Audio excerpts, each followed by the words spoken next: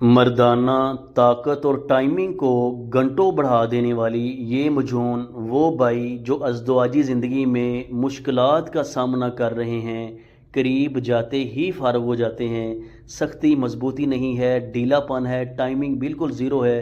तो ये मजून ने टाइमिंग स्पेशल सिर्फ पहली खुराक से मर्द को शेर की तरह जवान कर देने वाली ये मजून जो मादा तौलीद को मुगलज़ करती है, जरासीम को बढ़ाती है, मनी को गाढ़ा करती है।